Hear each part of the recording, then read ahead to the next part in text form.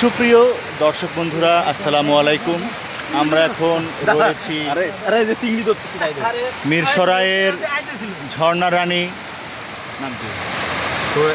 খৈয়াছড়া ঝর্ণার 10ম স্টেপে। এ জায়গাতে আমরা রয়েছি বিএটি পরিবারের 3 সদস্য। আমাদের এখানে এখন জাহিদ কাঁচা চিংড়ির স্যালাড বানাচ্ছে। জাহিদ বিয়ার গ্রিল কর্তৃক সার্টিফাইড একজন পাহাড়ু। এটা ডিম, এটা সাইডে দিই। এটা ডিম আছে।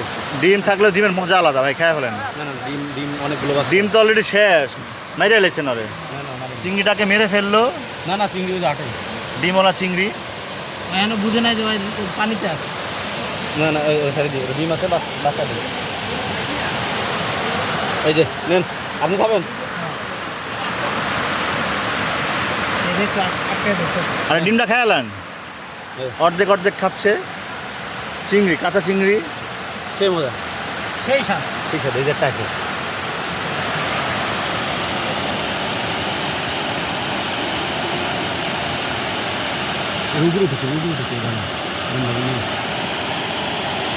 এবার এমনি কিছু দেখছে।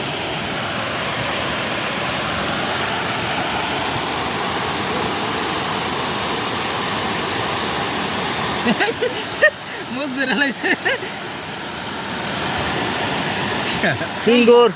সিঙ্গুর মাছের মতো লাফালাফি হরতে আসো কে দাদু?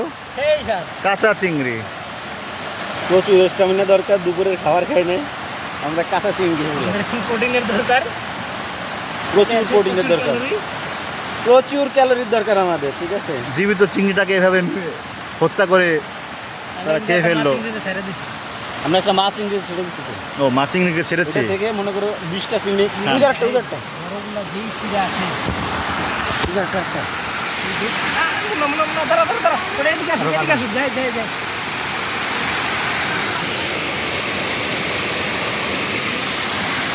নাম দিই।